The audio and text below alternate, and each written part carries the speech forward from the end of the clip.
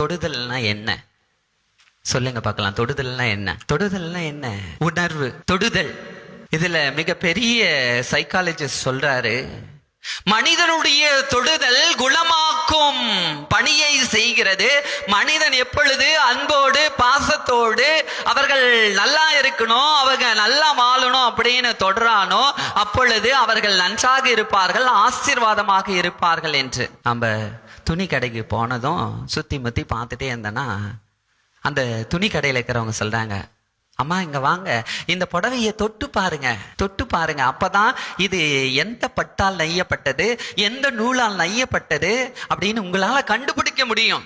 காய்கறி கடையில போய் காய்கறி வாங்கினாலும் சுத்து முத்து பார்த்தாக்க நமக்கு நல்ல காய்கறியை வாங்க முடியாது. தொட்டு பார்த்து தொட்டு எடுத்து தூக்கி எது நல்லது எது கெட்டது என்று அறிந்து ஆய்ந்து நாம் நல்லவற்றை தேர்ந்தெடுக்கக்கூடியவர்களாக இருக்கிறோம்.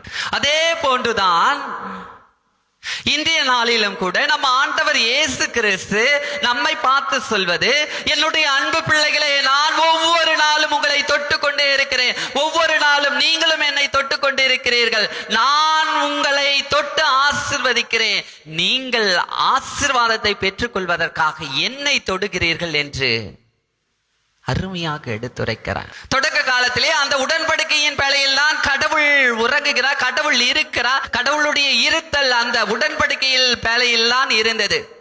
அந்த பேழையை யாரும் அவ்வளவு எளிதாக தொட்டுவிட முடியாது. தொடுதல் என்பது பழைய ஏற்பாட்டிலே கண்ணுக்கு தெரியாத கடவுளை தொட்டு உணர முடியாத அளவிற்கு தான் மக்கள் இருந்தார்கள். ஆனால் புதிய ஏற்பாட்டின் அடிப்படையில் நாம் சிந்தித்தோம் என்றால், வார்த்தையான கடவுள் மனு உருவெடுத்து நம் மத்தியில் வந்து நம்மை ஆசிர்வதிக்கிற கடவுளாக, நம்மை தொட்டு குணப்படுத்தக்கூடிய இறைவனாக, நம்முடைய நேச தந்தையாக இருக்கிறார்.